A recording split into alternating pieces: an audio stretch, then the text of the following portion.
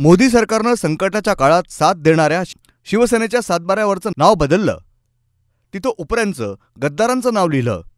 उद्या ते आमच्या सातबाऱ्यावरचं नाव बदलतील. त्यांनी खाडाखोड करून गद्दारांचं नाव टाकलंय.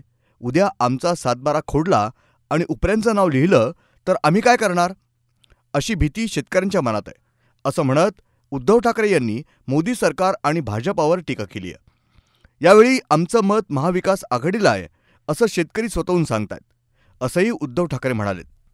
उद्धव ठाकरे आज नांदेडमध्ये बोलत होते. मात्र वेळेअभावी त्यांनी सभा घेण्याऐवजी पत्रकार परिषद घेऊन संवाद साधला. त्यावेळी त्यांनी मोदी सरकार आणि एकनाथ शिंदे यांच्यावर टीका केली. 2019 साली महाविकास आघाडीचं सरकार स्थापन झालं.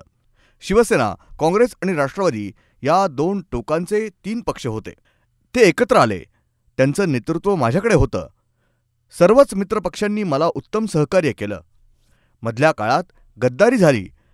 ती झाली नसती तर मवियानं राज्याला पुढं नेलं असतं. आता पहिल्यांदाच आम्ही तिघं एकत्र निवडणूक लढवतोय. आमच्यात चांगला ताळमेळ आहे.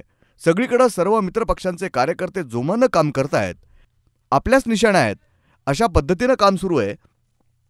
एवढी एकजूट पाहिल्यावर विजय निश्चित असतो, असा विश्वास त्यांनी व्यक्त केलाय. ब्युरो रिपोर्ट, न्यूज डेस्क, महानगराची लाईफलाईन, मेट्रो न्यूज.